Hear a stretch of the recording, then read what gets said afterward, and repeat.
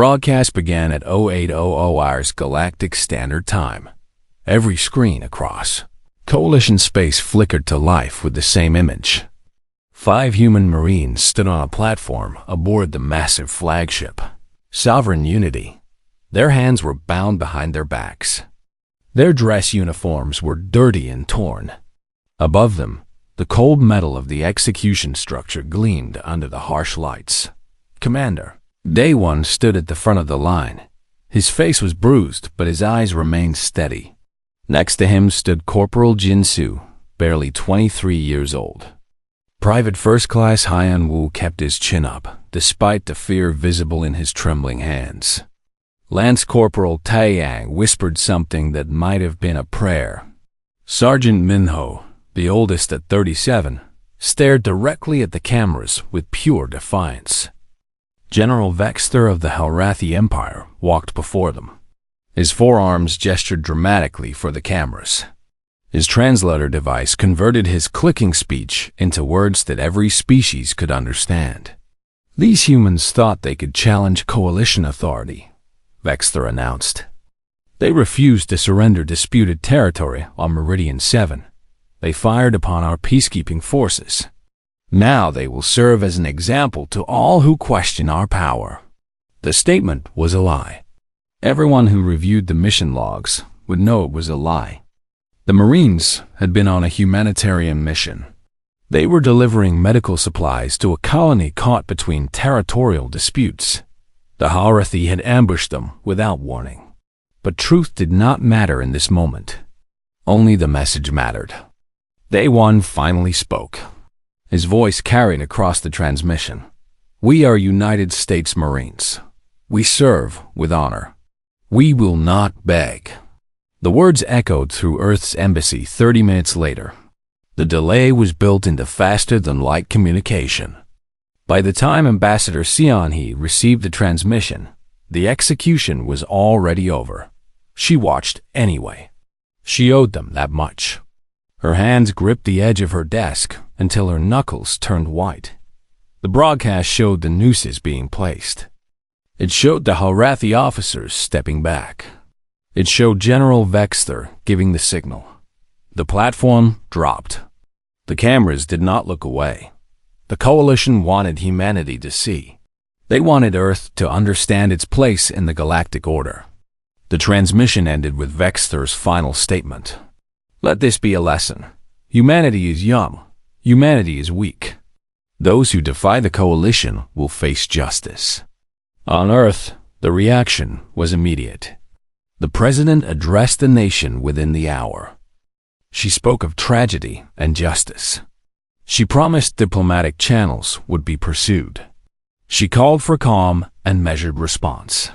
Behind her careful words, rage burned like a star going supernova. In military command centers, generals watched the footage again and again.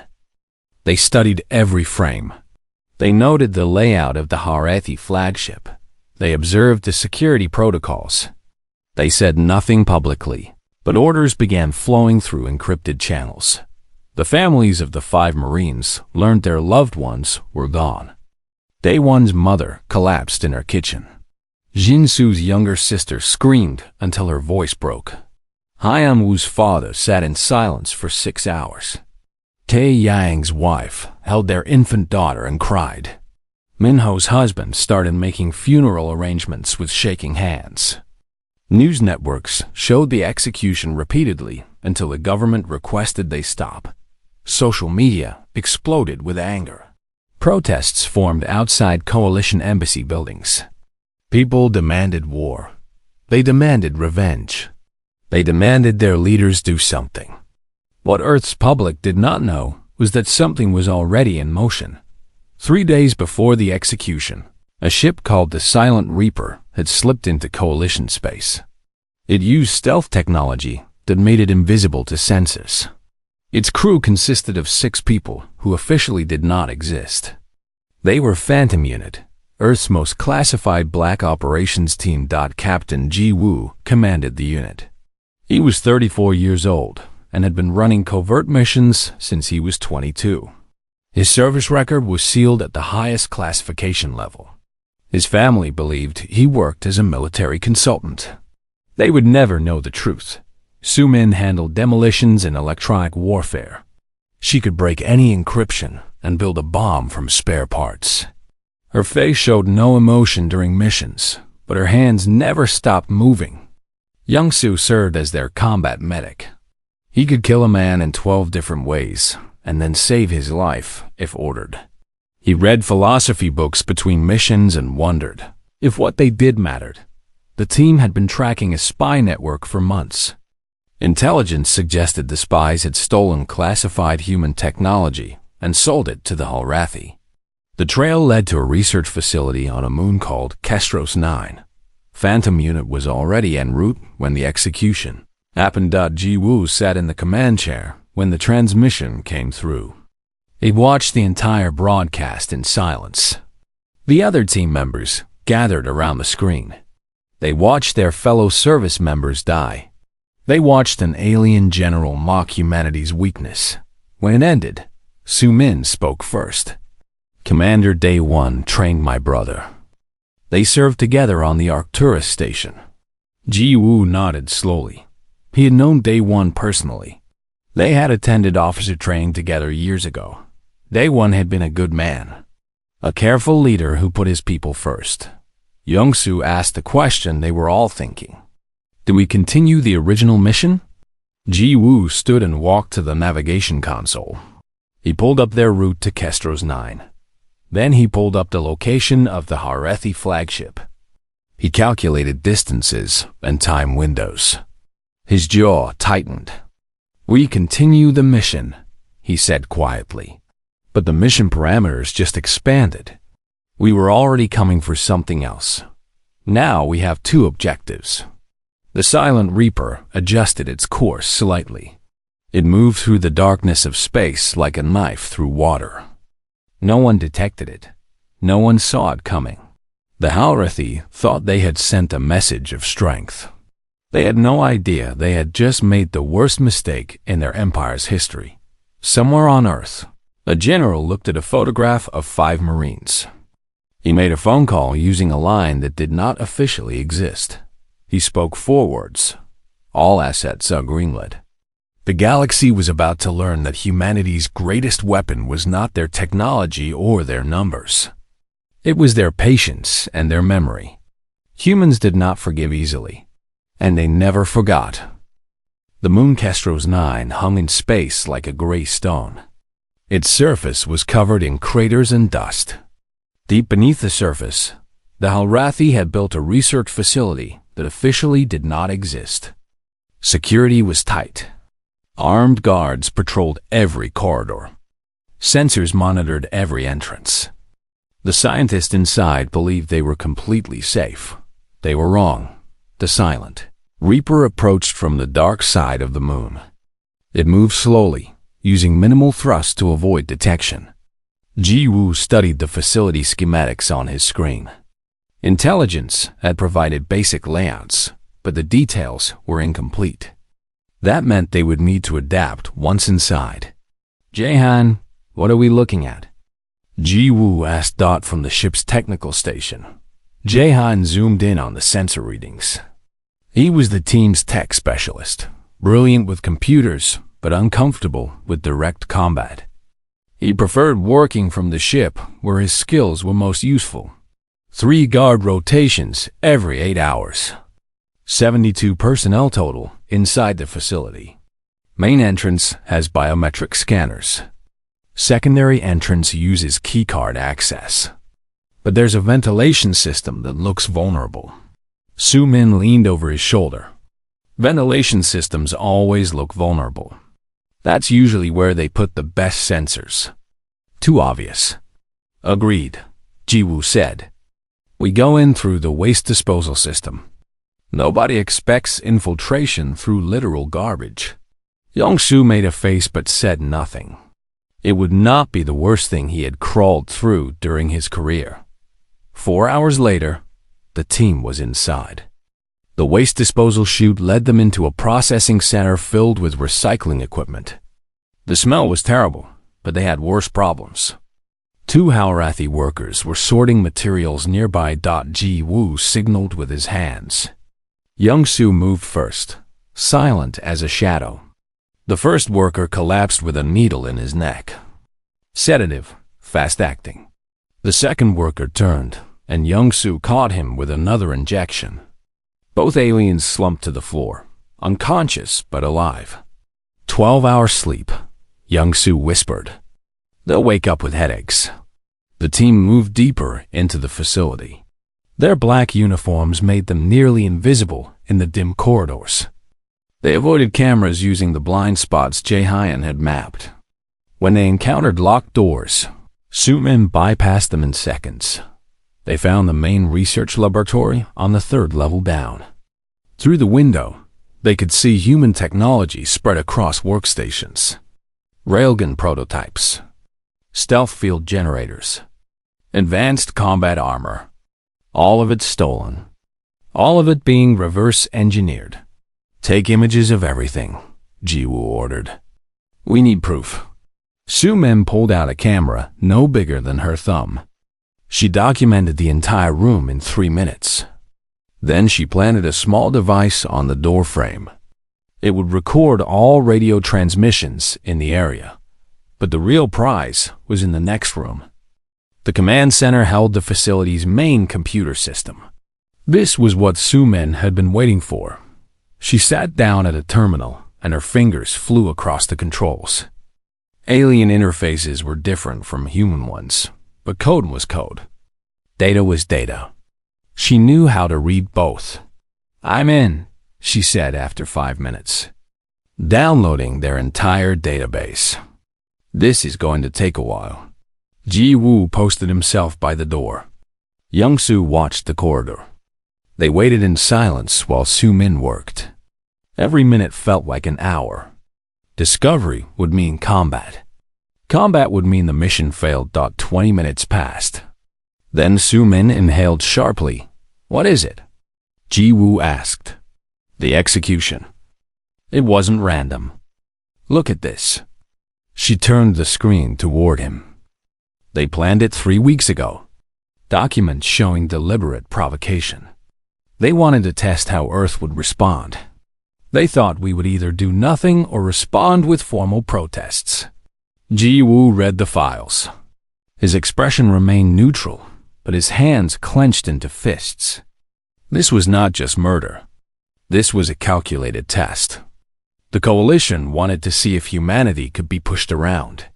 Keep digging, he said quietly. Su-min found more. Financial records showing payments to the spy network. Communication logs revealing which coalition species were involved. And then she found the most important file. General Vexthur's location and schedule, she said. For the next 6 months. Ji-woo studied the information. The general moved between military installations on a predictable pattern. He surrounded himself with security, but security had gaps. Everything had gaps if you knew where to look. Copy everything. We're expanding our mission. Su-min's fingers paused on the keyboard. Expanding how? The original objective was recovering our stolen tech. New objective is sending a message. The coalition thinks we're weak. We're going to show them they're wrong. But we do it smart. We do it invisible. Young-su spoke from his position by the door. Is this about the mission or about revenge? Both, Ji-woo admitted. Day 1 was my friend. Your brother served under him, Su-min. Those 5 Marines deserve justice. But more than that, if we don't respond, the coalition will keep pushing. They'll think Earth is an easy target. So we kill Vexthur? Young-su asked. No, killing him would make him a martyr. We do something worse. We make him look incompetent. We make the coalition question the Halrathi. We make them doubt themselves. Su-min understood immediately. She started typing new commands. I can plant evidence in their system. Make it look like their security failed. Make it look like an internal problem. Do it. For the next hour, Su-min worked her magic. She inserted false maintenance reports. She created logs showing security patrols missing their checkpoints. She even planted communications suggesting corruption among the facility's leadership. When she finished, the Halrathi computer system contained evidence of massive security failures. When their command discovered the breach, they would blame themselves. They would never suspect outside infiltration. "Done," Sumin said. "Wiping my tracks now." They left the facility the same way they entered. Through the waste disposal system, past the unconscious workers, back to the access chute. Within 2 hours, they were back on the Silent Reaper. Jehan greeted them with hot coffee and clean uniforms. "How did it go?" "Better than expected," Jiwoo said. "Send our data to command. Encrypted, maximum security." Back on Earth, military intelligence received the files. Analysts began studying the stolen technology. They cataloged the security failures, and they forwarded General Vexter's schedule to a very small, very select group of people. On Kestros 9, the facility continued its work. Scientists examined their samples. Guards walked their patrols. Nobody noticed anything wrong. Not until 3 days later when the facility's commander reviewed the security logs. He found the gaps. He found the maintenance failures. He found evidence that his own people had been incompetent. He immediately reported it to Halrathi Command. An investigation was launched. Heads would roll, but they never suspected the truth. The Silent Reaper was already heading to its next target. Jiwoo studied the files Sumin had stolen.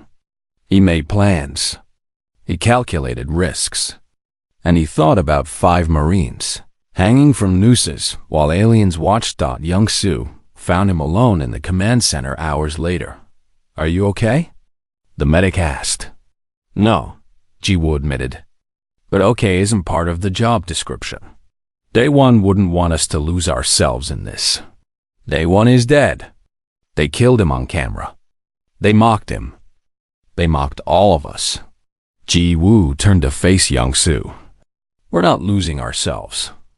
We're showing the galaxy who humanity really is. Not the diplomatic face we show in negotiations. The real us. The ones who remember every wrong. The good ones who remember every wrong. The ones who never stop coming." Young-soo nodded slowly. He understood. This was bigger than 5 Marines. This was about survival. If humanity appeared weak, they would be treated as prey. Better to be feared than pitied. Su Dashmin entered the room carrying her equipment. "Next target is a supply depot. Vexterous forces use it to stage equipment. I have the schematics. How hard to infiltrate?" Jiwoo asked. "Moderate.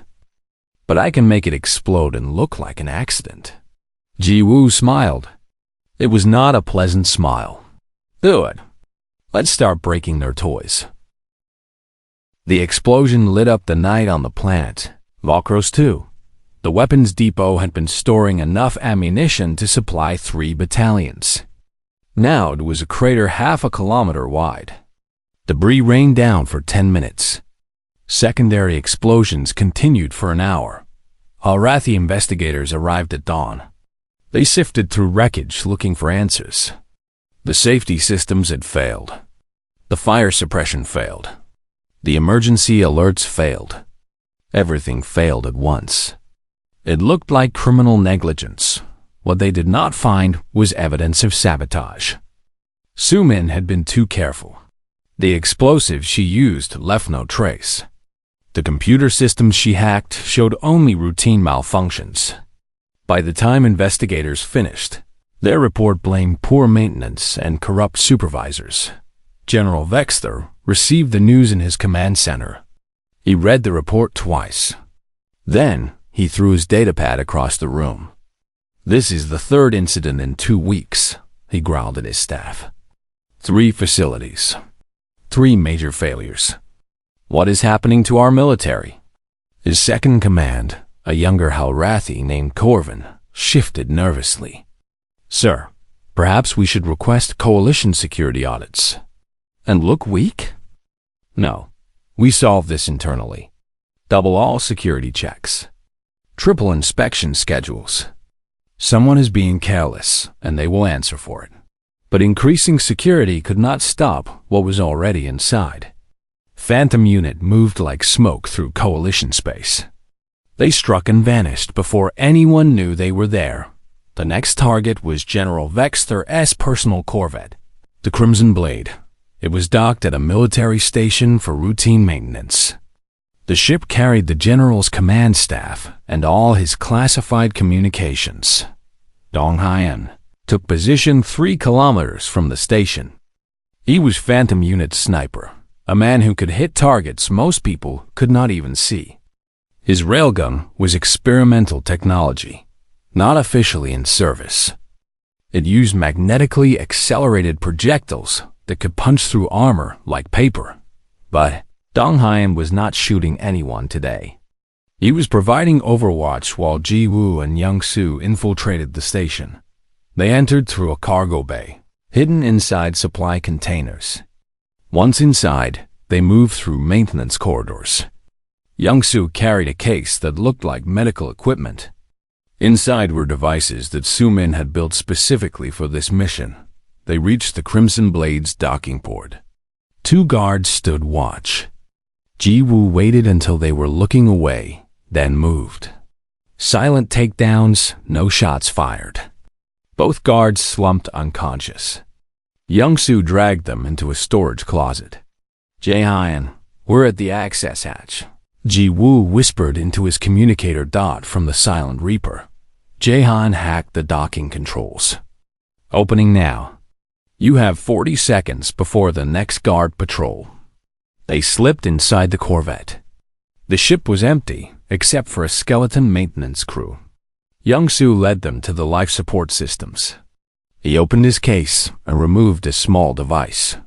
This goes in the air recycling unit, he explained. It will cause a slow leak in the carbon dioxide scrubbers. Not enough to notice immediately. But after a few hours in space, the air will become toxic. Will it kill them? Ji Woo asked. No, they'll get sick. Bad headaches, nausea, confusion. By the time they realize something is wrong, they'll need to emergency evacuate. Young Soo installed the device carefully. No permanent damage. Just fear and embarrassment. They left the same way they came. The guards were still unconscious. No alarms had triggered. Within 20 minutes, they were back on the Silent Reaper. 2 days later, the Crimson Blade left port with General Vexter's senior staff aboard. 4 hours into the journey, the first officer started feeling dizzy. Then others reported headaches. By hour 6, 3 crew members had passed out. The ship made an emergency docking at the nearest station. Medical teams found elevated carbon dioxide levels throughout the vessel. Engineers traced it to a faulty recycling unit. Another equipment failure. Another sign of declining Halrathi standards. But this time, the location mattered. General Vexter's personal ship. His command staff. The coalition news networks reported it with barely concealed amusement. The mighty Halrathi Empire could not even maintain their general's transportation dot in the coalition assembly hall. Representatives whispered. Some species had never liked the Halrathi. They saw this as proof that the empire was declining. Others wondered if the humans were somehow involved. But there was no evidence. Just a series of unfortunate accidents. Ambassador Seon Hee attended an emergency session. She wore a dark suit and a neutral expression. When asked about the Marine executions, she spoke carefully. Earth mourns our lost service members. We believe in justice through proper channels. We have filed formal complaints with the Coalition Ethics Committee.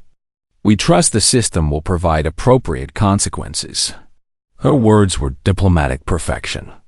She sounded reasonable, peaceful, not at all like someone planning revenge. But after the session, she met privately with 3 other ambassadors. These were representatives from species who had their own problems with the Halrathi. She shared information. Nothing classified, just carefully selected facts about Halrathi military failures. It makes one wonder, she said casually, if the Empire is as powerful as they claim. Perhaps their intimidation tactics are compensation for deeper weaknesses. The seeds of doubt spread. Coalition members began questioning Halrathi leadership. Defense contracts were reviewed.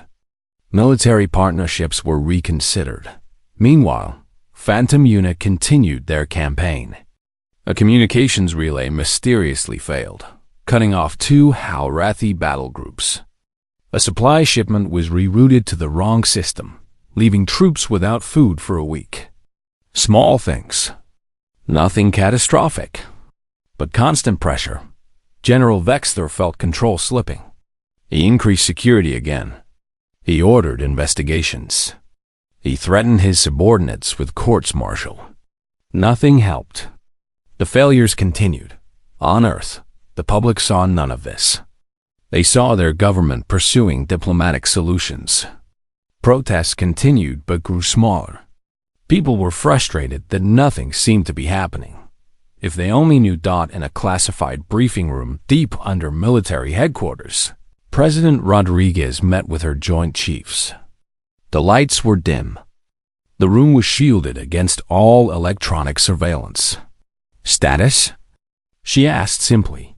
A general answered. Phantom Unit has conducted 17 operations in 3 weeks. All successful. 0 casualties. The coalition suspects internal Halrathi problems, not external action. And our Marines? Their families? Told that diplomatic pressure is working. They don't like it, but they're accepting it. Rodriguez nodded. Keep them informed that we haven't forgotten. That justice is coming, even if they can't see it yet. The general hesitated. Madam President, there's something else. Other coalition species are approaching us quietly. They want defense cooperation. Technology exchanges. They see weakness in the Halrathi now. Good. That's the opening we need.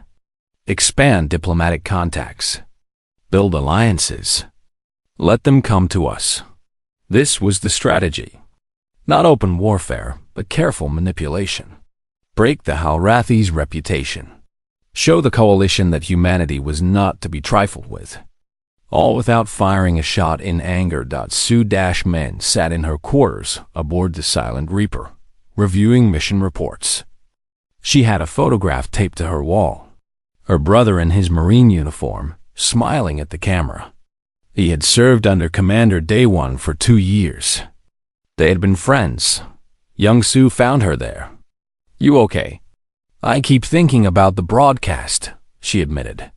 How they just killed them. Like it meant nothing. It meant something to us. But is what we're doing enough? We're breaking equipment and embarrassing them.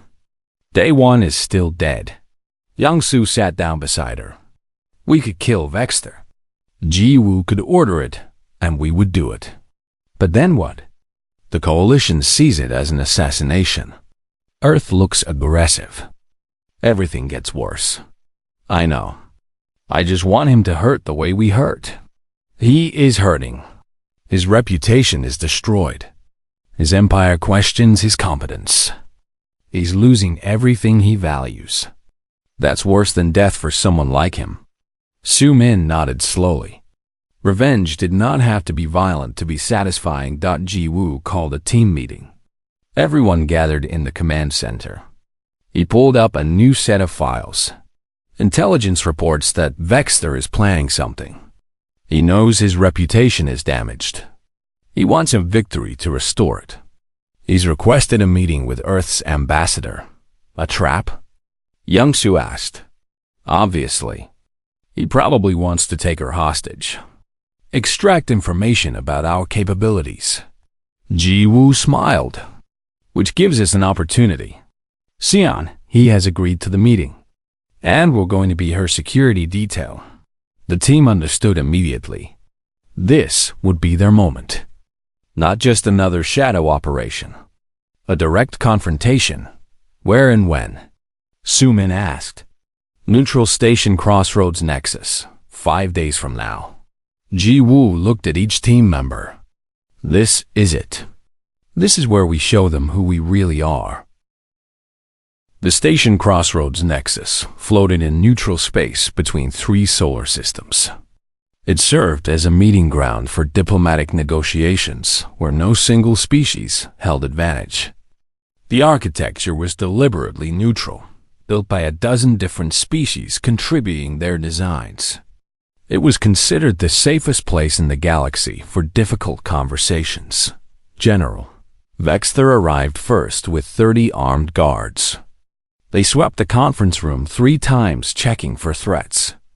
They posted sentries at every entrance. The general was taking no chances.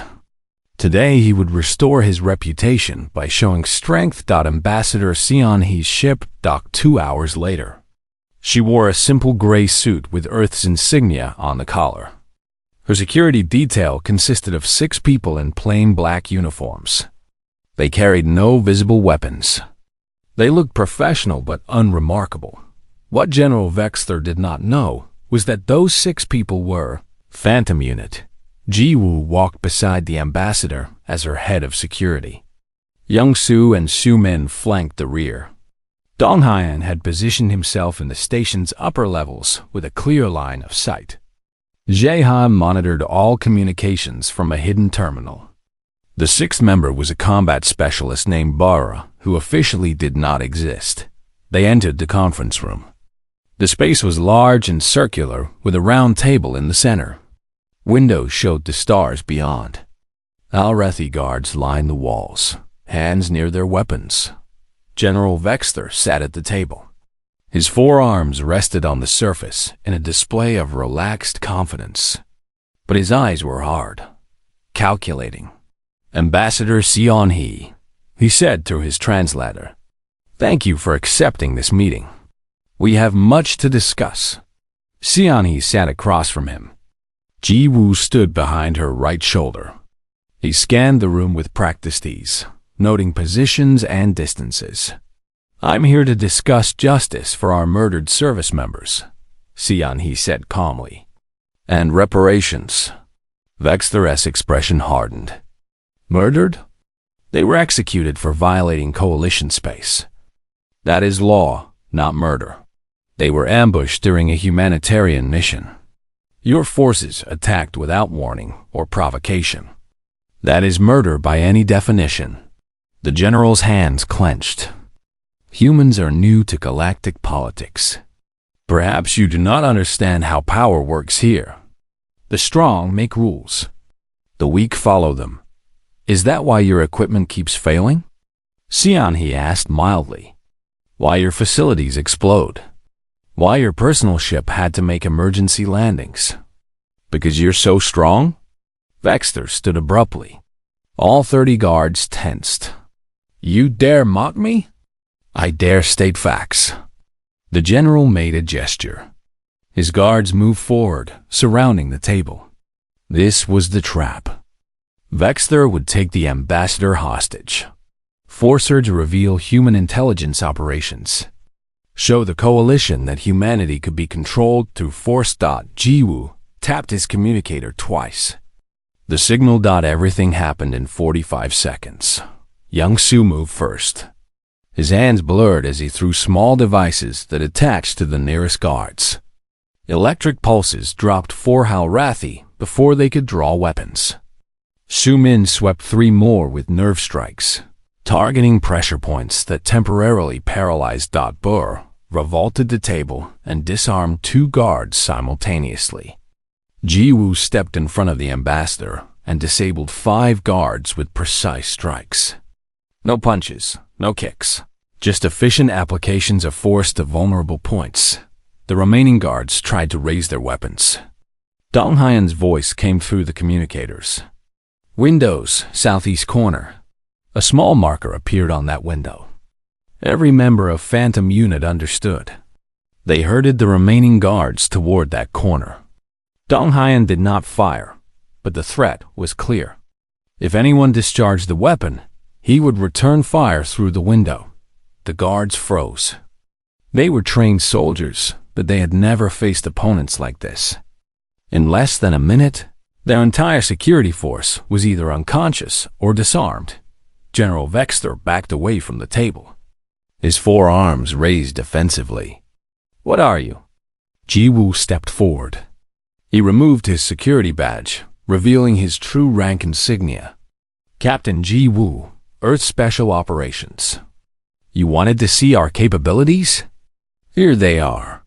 Vexter looked around at his defeated guards. Horror and understanding crossed his face. "It was you. All of it. The explosions. The equipment failures. The security breaches. Every single one," Ji-Woo confirmed. "We've been inside your most secure facilities. We've had access to your classified communications. We've had you in our crosshairs 24 times. Then why not kill me? Because death would be too simple." Ji-Woo pulled out a datapad. "Zoom in. Show him." Zoom in activated the conference room's display screens. Footage began playing. Every operation Phantom Unit had conducted. The Kestro's 9 facility infiltration. The weapons depot sabotage. The Corvette life support tampering. All of it documented with timestamps and locations. "We let you live so you could deliver a message," Ji-Woo said. "You wanted to test humanity's strength. You thought we would respond with diplomatic protests. You were wrong." Another video began. This one showed classified Halrathi intelligence assessments. Sumin had hacked them weeks ago.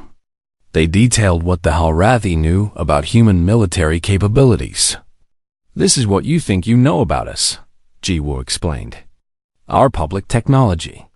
Our conventional forces. What we've shown the galaxy through official channels." The screen changed.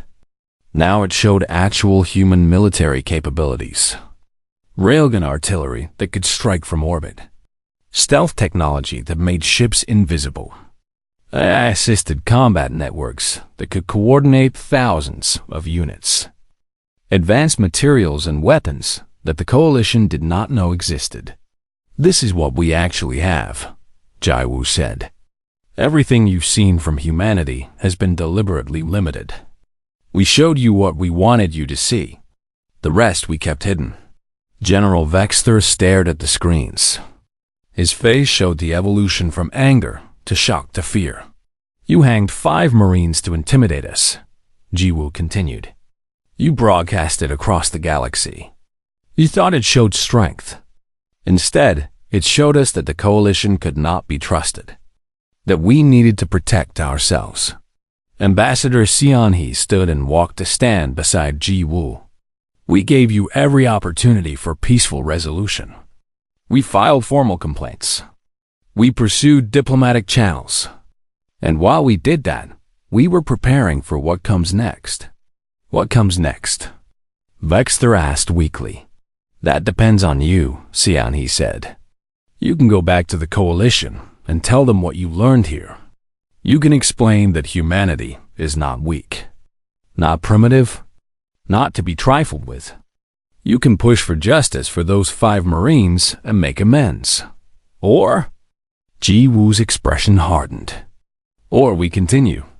We have targets lined up for the next 6 months.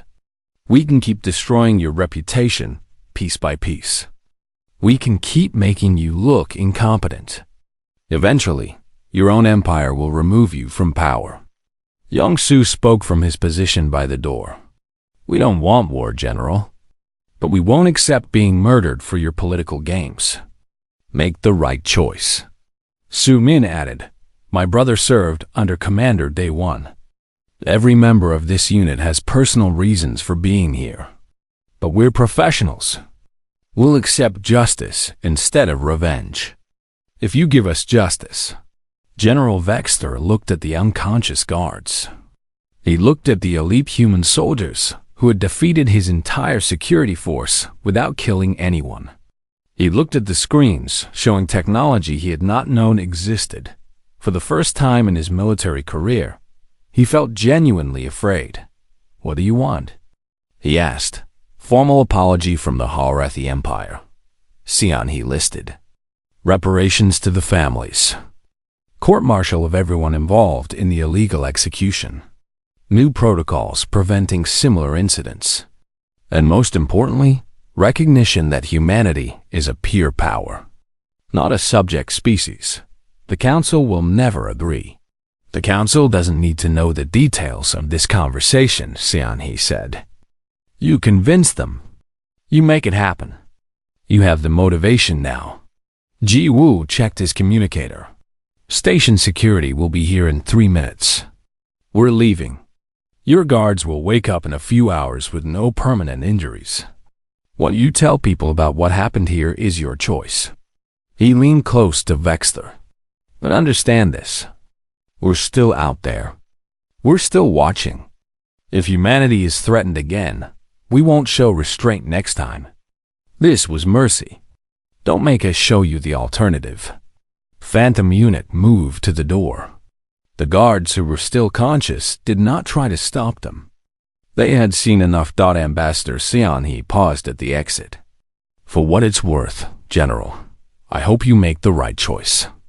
War benefits no one. But if you force us into it, you won't like how it ends." They left the conference room. Station security arrived moments later to find 30 Harathi guards unconscious or disarmed. General Vexter sat alone at the table, staring at nothing. On the Silent Reaper, Phantom Unit secured their equipment. Jae-hyun plotted a course away from Coalition space. Dong-hyun cleaned his railgun, even though he had not fired it. Young-soo approached Ji-woo in the command center. "Do you think he'll do it? Push for justice?" "He will," Ji-woo said. "Because now he knows we're real. Not rumors or theories, but actual humans who can reach him anywhere. That fear will motivate him more than any threat." Soo-min entered carrying coffee. "I recorded everything. The Council is going to receive copies through anonymous channels. Not official, but it will leak." 6 weeks passed. The galaxy changed in small but significant ways. General Vexter stood before a coalition tribunal. The chamber was filled with representatives from 40 species. Cameras broadcast the proceedings across known space. His forearms were bound in ceremonial chains. His military decorations had been stripped away. The charges were read: unauthorized execution of foreign nationals, violation of diplomatic protocols, reckless endangerment of coalition stability. The evidence was overwhelming. Video footage, communication logs, testimony from his own subordinates. The verdict was unanimous. Guilty on all counts. General Vexter was stripped of rank and sentenced to 20 years imprisonment. The Harathi Empire issued formal apologies. They promised reforms and new oversight, but everyone watching knew the real reason for the trial. Not justice, but fear. The rumors had spread. Whispers about human special operations teams. Stories about impossible infiltrations. The video from Crossroads Nexus had leaked exactly as planned. Every species in the coalition had seen what 6 humans could do. On Earth, the 5 Marines were honored with state funerals. Commander Day 1 was promoted posthumously to Major. His name was added to the Wall of Heroes at Marine Headquarters. Jin-soo, Hyun-woo, Taeyang, and Minho received similar honors. The family stood at Arlington Cemetery as the honor guard fired their salutes. Daewon's mother accepted the folded flag with trembling hands. Jin-soo's sister read a poem she had written. Hyun-woo's father stood silent with his jaw clenched. Taeyeon's wife held their daughter and whispered that Daddy was a hero. Minho's husband placed flowers on the grave and touched the headstone one last time. After the public ceremonies ended, a different ceremony took place. In a classified location, the families were brought together. A general they did not recognize spoke to them. Your loved ones were murdered, he said simply. The official story is that diplomatic pressure brought justice. That's partially true, but there's more you should know. He told them about Phantom Unit, not names or details, but the broad strokes. That their family members had not died forgotten. That warriors had answered the call. That justice had been delivered in ways the public would never see. Day One's mother asked, "Who were they? These people who avenged my son?" "I can't tell you that. But they wanted you to know they did it for personal reasons. Several of them served with or knew your family members. This wasn't just duty. It was family. The families left with a weight lifted. Their loved ones had mattered. Someone had cared enough to act out in another classified location. Phantom Unit stood at attention. President Rodriguez herself entered the room. Protocol said they should salute. But this was not that kind of meeting. At ease, she said. What you did was technically illegal. Operating without congressional authorization. Conducting military operations in foreign territory. Risking international incidents. Ji Woo kept his expression neutral. He had expected this, Rodriguez continued. It was also brilliant, effective, and exactly what needed to happen. You prevented a war. You restored our credibility. You showed the galaxy that humanity will not be pushed around. She pulled out a case containing 6 medals. They were not standard military decorations. These were special commendations that existed only in classified records. You'll never wear these publicly. They'll never appear on official records. But you've earned them. She pinned one to each team member's uniform. Thank you for your service. After she left, Jiwoo gathered the team. We have new orders. The government wants to formalize our unit. More funding, better equipment, expanded mandate. More missions? Young-Soo asked. More missions. The coalition is treating us differently now. More respect, but also more challenges. Other species will test us. We need to be ready. Soo-min nodded. I'm in. But I want to do something else too. She pulled out a folder. I want to create a scholarship fund for children of service members killed in action. In Day One's name and my brother's name. That's a good idea, Biora said. Make it anonymous, though. We can't have connections back to us. They worked out the details. 1 million credits from their classified operations budget. Enough to help dozens of families. It would not bring back the dead, but it would honor their memory. In the following weeks, humanity's position in the coalition shifted dramatically. 3 species approached Earth requesting defense partnerships. They wanted access to human technology. They wanted training from human special forces. They wanted to know the people who had humbled the Halrathi. Ambassador Seon-hee negotiated carefully. Earth gained 3 permanent seats on the Coalition Security Council. Trade agreements opened new markets. Technology exchanges gave humanity access to alien science. At a coalition assembly 6 months after the executions, Seon-hee proposed new mutual defense treaties. The chamber listened respectfully. No one interrupted. No one dismissed her suggestions. Sitting in the audience, a diplomat from the Vrelian species leaned toward his colleague. The humans are different now. More confident. It's not just confidence, the colleague whispered back. It's certainty. They know something we don't. The humans who smile and negotiate, I can understand them. But it's the ones we never see that I fear. The conversation was picked up by surveillance equipment. Jae-hyun monitored it from Earth and smiled. The message had been received. Phantom Unit received their next assignment.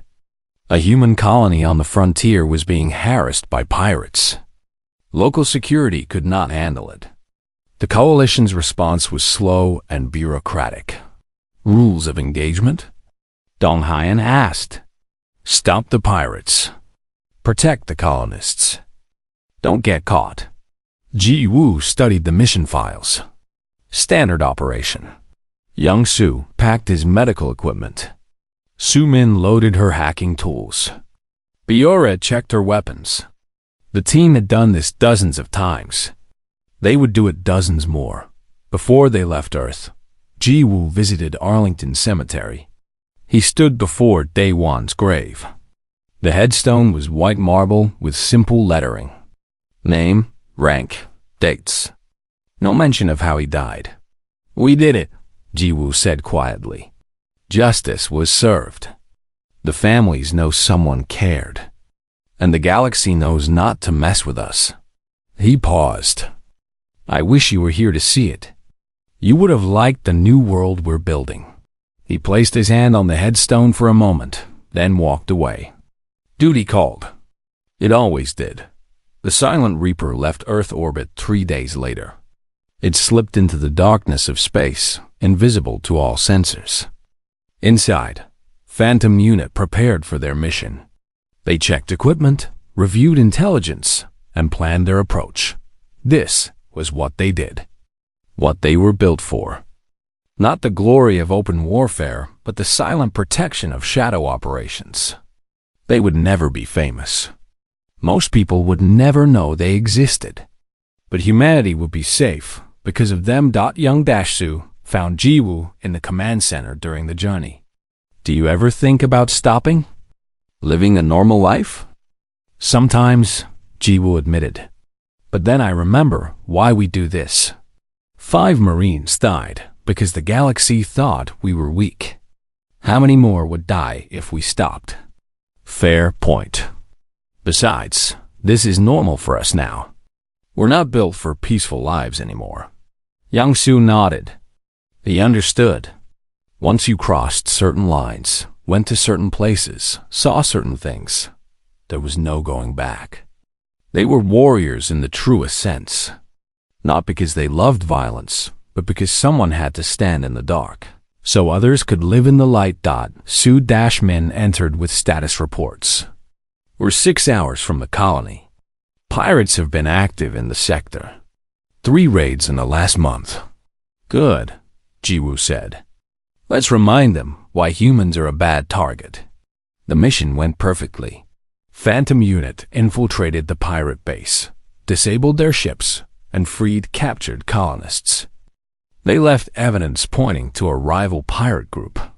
By the time anyone understood what happened, the Silent Reaper was already gone. Earth's government praised the colony's security forces for the successful operation. The colonists knew better, but they did not speak about it. They just sent a simple message back to Earth. Thank you. Back in Coalition space, species were learning new patterns. Humans were friendly, diplomatic, reasonable. Until you crossed them. Then, invisible warriors appeared and made you regret every choice that led to that moment. A Halrathi diplomat expressed it best during a private conversation. The old humans asked for justice and waited patiently. The new humans still ask. But while they're asking, their shadows are already moving. It became conventional wisdom. Negotiate fairly with Earth. Honor agreements. Treat humans with respect. Because somewhere out there, warriors you could not see were watching, waiting, ready to act. Phantom Unit continued their missions. Year after year. Protecting human interests. Defending colonists. Stopping threats before they became wars. They aged and new members joined. Some retired to quiet lives with classified pensions.